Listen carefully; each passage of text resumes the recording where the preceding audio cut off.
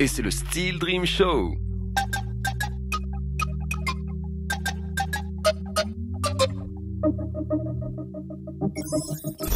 Steel Dream Show, bienvenue à tous, que vous nous regardiez, que vous nous écoutiez sur G-Done et avec Wika, ça va ou quoi? Tranquille, tranquille. Merci d'être là. Yo, casse pas la tête. Yes. Merci de m'avoir invité. Hein. Ouais, bah cool, ça fait plaisir, ça fait pas mal de temps maintenant, ça va faire 1 an ou 2 que tu commences à faire de la scène, à faire du rap, Oui. notamment avec les Bears Studio. Baby All Mike. Baby All Mike et les Bears ça tourne à côté, c'est ça? Oui. Ok. Bon, c'est des frérots. Ok. Et vous c'est Wika et ton Lops. acolyte Lops. Ok. Et du coup c'est un mouvement que vous avez créé tous les deux. Oui. C'est parti d'une scène au Big Up. Ok. Et à un moment, on s'est dit, wow, frérot, il y a la bonne Pacifica, ben, vous, les grands frères, Instavins et tout. Il y a Studio Les Verts. Il y a Gnudek en solo là. Vas-y, ça dit quoi? On s'enchaîne un petit coup là. Ben, je lui dis, vas-y, on se peut-être délire. Et du coup, ben, comme ça, toute une après-midi là, on a fouillé le prénom. Puis à 5h, ben, j'avais un rendez-vous avec le grand frère là, Kidam. Ok. Faire un morceau. Du coup, c'est loin d'ici. Et après, ben, Loss m'a dit, ah, j'ai trouvé, Baby All Mike. Je dis, pourquoi? Parce que je sais pas si t'as remarqué, ma chaque fois que Nudo monte sur scène, quand elle est en solo, mais les grands frères, Pablo, tout ça, vont toujours nous dire, ah, la relève, la nouvelle génération du Mike. Les bébés. Et voilà, les bébés Ok. du Mike. Ok. Et du coup, là, c'est parti de là, Baby All Mike. Ok. Et j'ai dit, ah, vas-y, c'est lourd, tout et tout. Et ben, le jour même, on a créé Baby All Mike, on a sorti le morceau avec Kidam.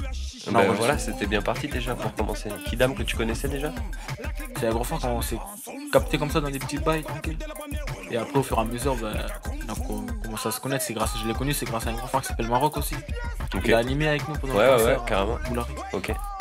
On le salue d'ailleurs, Maroc. Ah, il est pas lui quand même. Yes, alors la musique ça commence comme ça pour toi et tu enchaînes assez vite les morceaux, donc notamment avec Kidam, et derrière on t'appelle pour faire pas mal de petites scènes, Oui. des scènes souvent dans les maisons de quartier, souvent des bars, t'en as pas fait encore, pas trop, si, pas. ok, ça c'est des moments que tu appréhendes comment vu que c'est ta première fois, tu vois, C'est.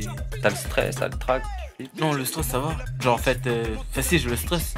Mais genre, je me dis que si j'ai du stress, je pense à prendre une chose positive. Ça veut dire que je vais bien faire sur scène. Ok, Tandis que si j'ai pas, c'est comme si, bon, ben, je m'en battrais les you quoi. ok. Tu vois, T'as quel âge là aujourd'hui?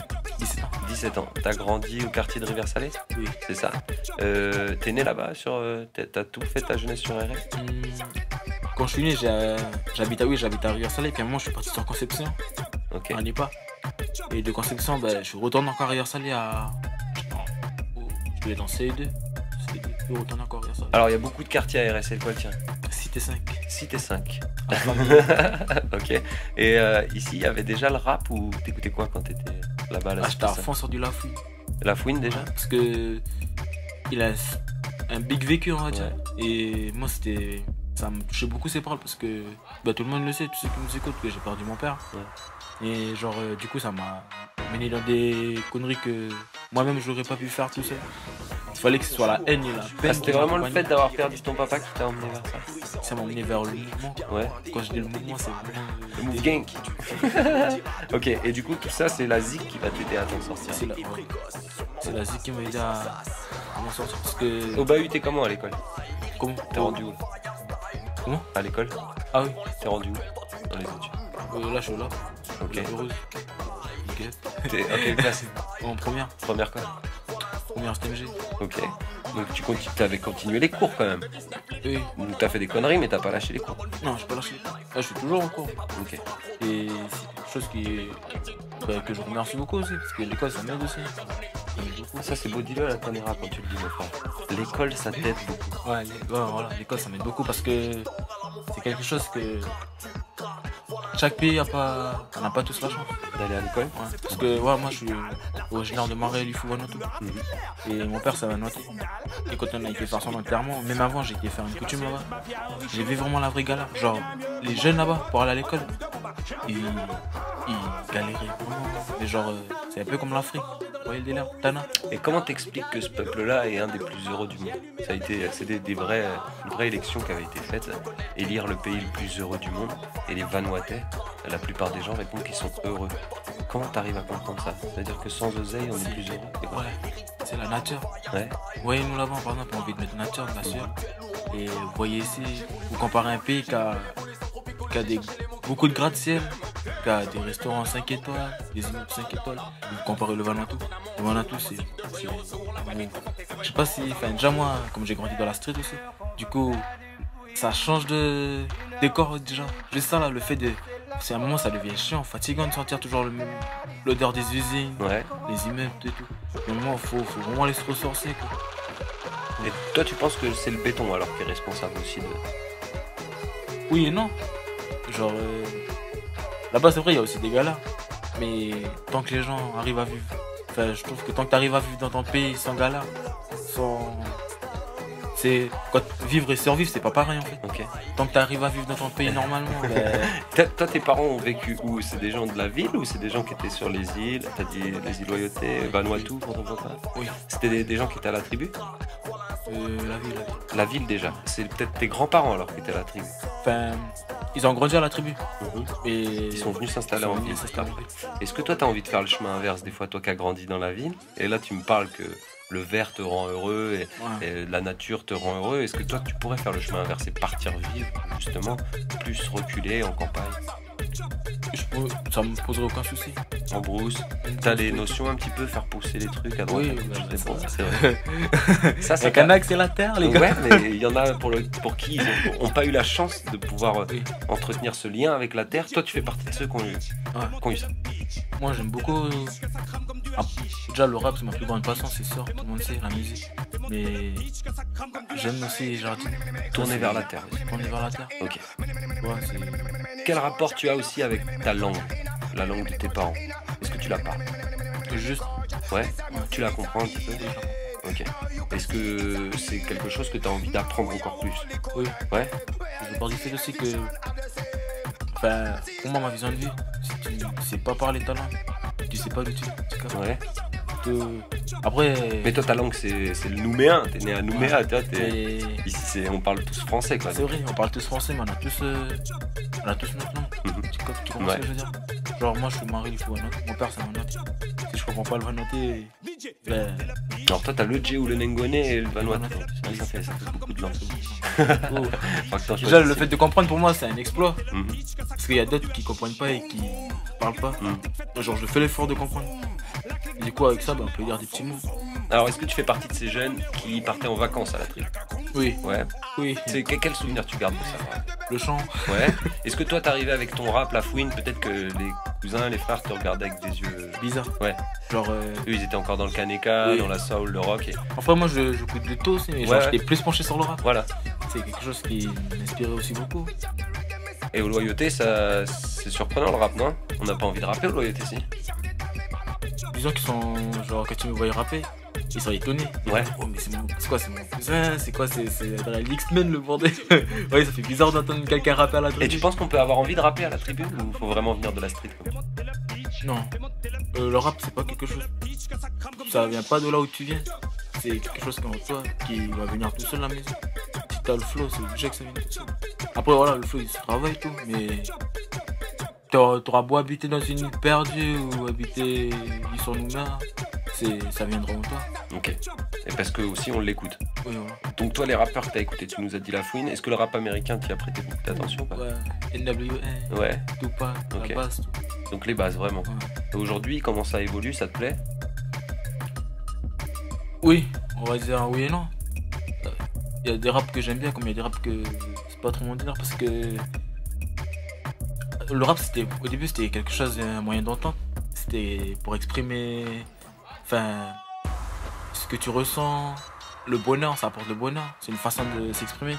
Alors que maintenant, je sais pas si vous vous rendez compte, dans les clips, on voit que des beats. Ouais.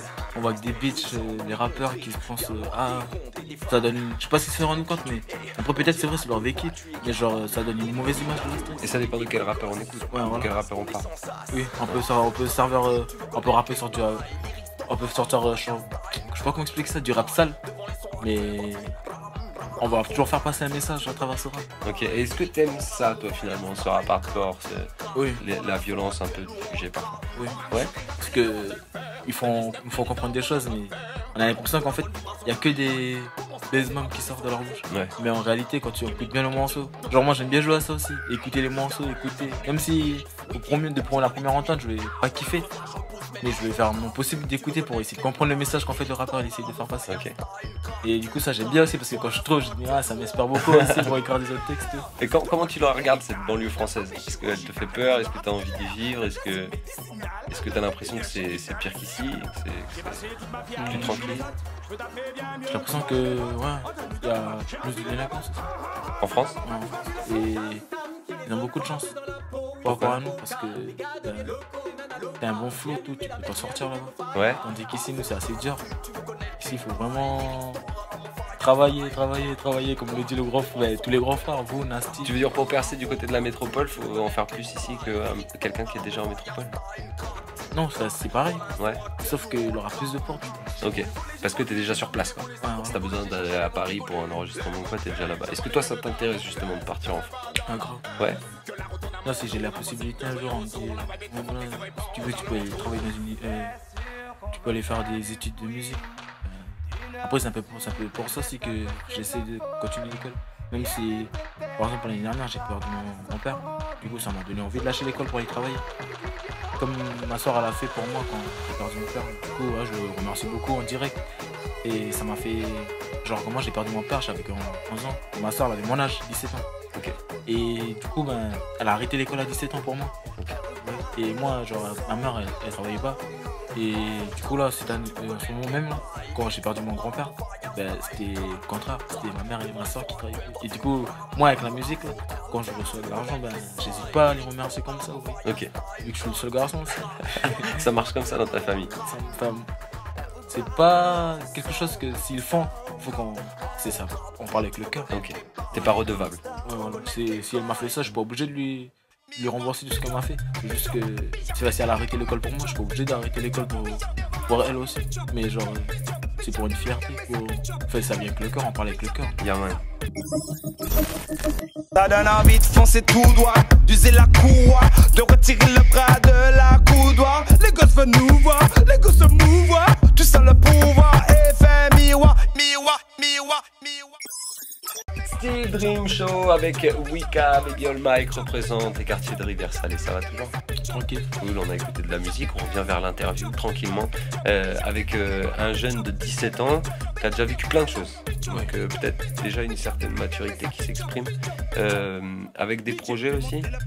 Comment tu le vois ce rap calédonien? Tu vois ça comme une grande famille? Tu vois ça comme un monde avec plein d'ennemis, avec des gens à combattre pour prendre le dessus? Est-ce que tu vois ça comme quelque chose qui pourrait même te faire passer un bout de vie, tu vois, peut-être même t'exporter d'ici? Moi, le rap calédonien, c'est un peu tout ce que t'as résumé. C'est une grande famille. Genre, il dédicace tous les grands frères. Enfin, pour moi, le rap, il n'y a pas que le rap. Il y a aussi la danse. Le graphe? Ouais, le graphe. Tout ce qui est dans le mouvement urbain. Tout ça là, c'est comme une famille pour moi. Et ouais, c'est vrai, il y a aussi des ennemis. Mais c'est qui ses ennemis alors du coup? Parce qu'on dit souvent que le rappeur il est paranoïaque, qu'il en a besoin dans ses textes aussi de dire qu'il y a des mecs qui l'aiment pas. Toi, ce serait qui les kakis? Genre, je sais pas les noms. Bah bien sûr que non. Alors on a un rendez-vous et puis on se retrouve. C'est des gens qu'on se côtoyait beaucoup. Ouais. Quand je rappelle pas encore. Et que maintenant, aujourd'hui même, c'est pas la popularité, mais c'est le fait qu'on connaisse maintenant. On t'a écouté, on t'a vu dans les radios, nana, tu fais des photos à droite à gauche. C'est des choses comme ça qui font que je vois les vrais visages. Ok. Et tu sais que ça c'est un vrai problème, que ça bloque un peu la jeunesse calédonienne. Ouais, je capte. Mais le peur c'est que le fameux il fait son malin. Ouais, et voilà, c'est ça. Et ils auront beau me détester, mais moi je sais que je les aimerai toujours.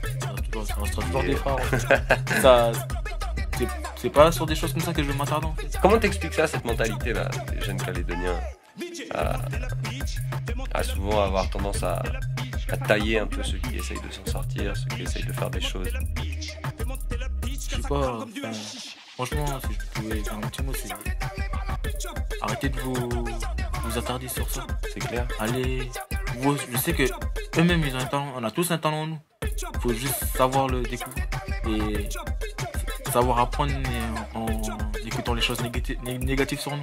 Genre moi j'ai appris quand je fais des scènes, Et j'aime beaucoup quand les grands frères comme Pablo, tout ça, ils viennent et puis ils me disent ah ça faut travailler, ça faut travailler. Ça c'est des choses qui... Après, tous les nuits là, en rentrant des cours là, et je travaille jusqu'à que mon oreille ils disent ok. J'ai pas besoin que... En fait, l'option là, on marche comme ça, on n'a pas besoin que quelqu'un va venir dire faut travailler ça, non, faut que c'est nous, c'est notre oreille. Ben, après c'est ça la musique, si ça te plaît à toi, ben... Tu t'en fous si ça plaît aux autres. Donc tu as gardé cette grande parole là du peuple autochtone, Nouvelle-Calédonie, l'humilité, c'est quelque chose qui t'anime. Ouais, voilà, on aura beau...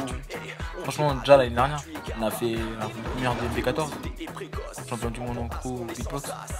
Ça, le fait de le voir comme ça, puis que il nous appelle sur scène en plus, parce qu'on avait fait sa scène, son avant-première. Ouais.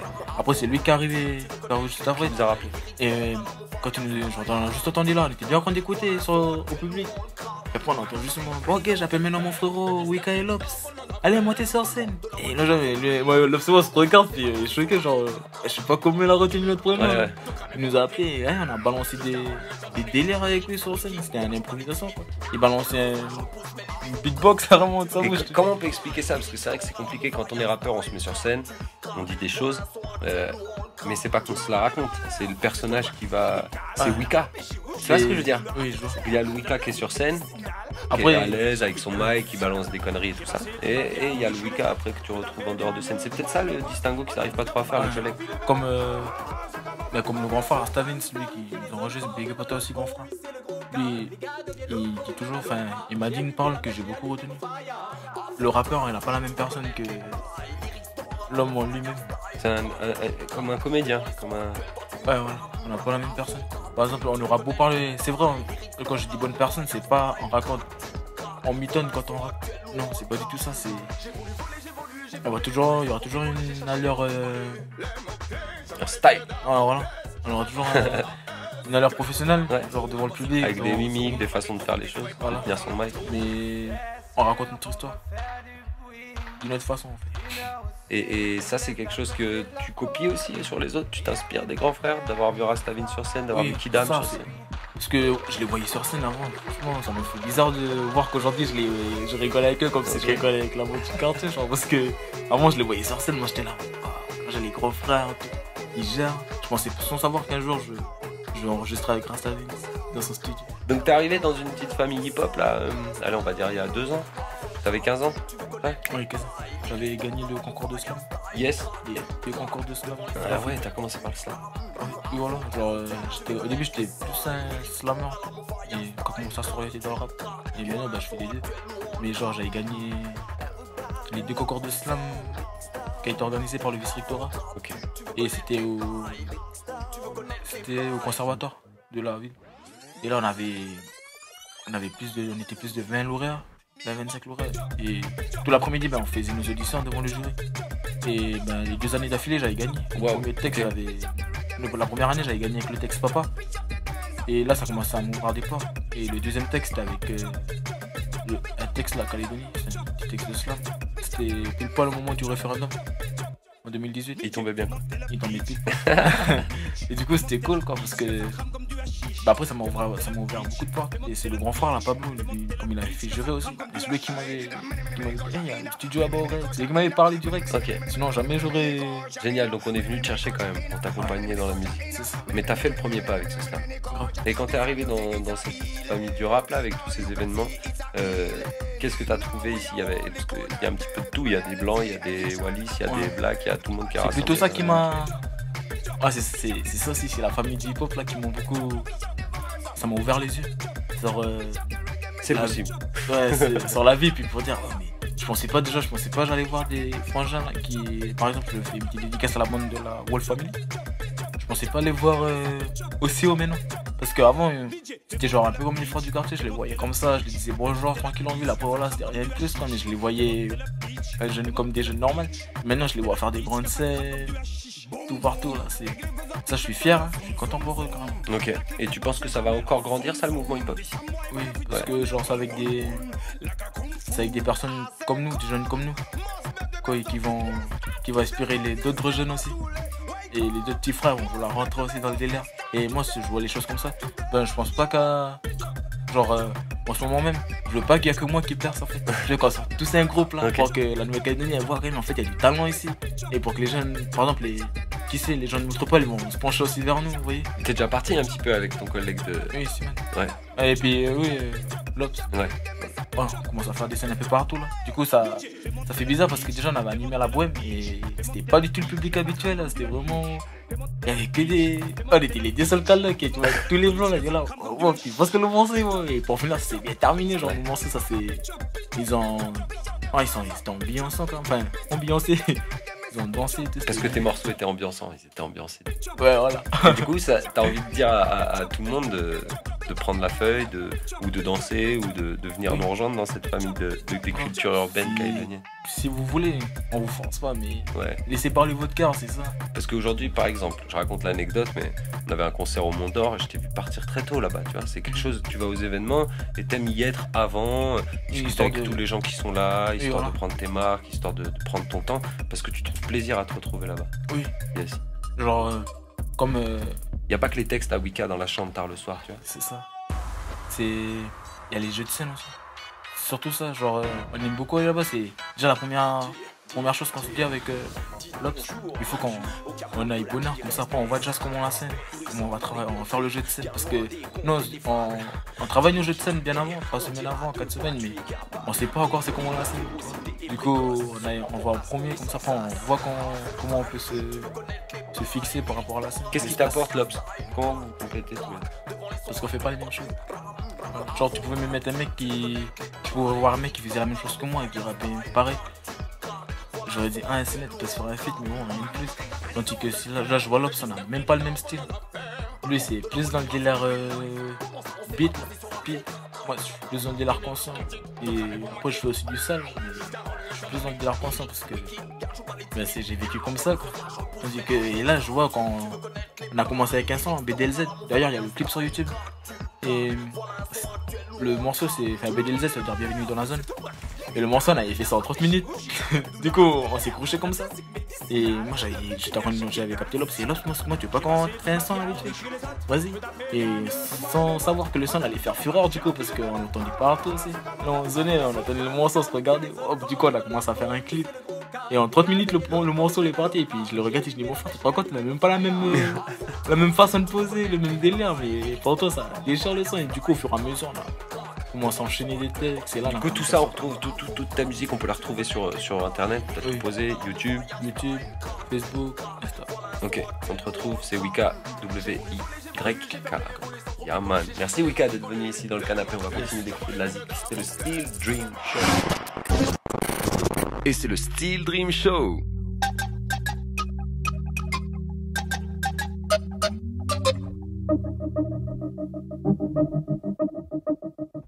Ça donne envie de foncer tout droit, d'user la courroie, de retirer le bras de la coudoir. Les gosses veulent nous voir, les gosses se mouvoir.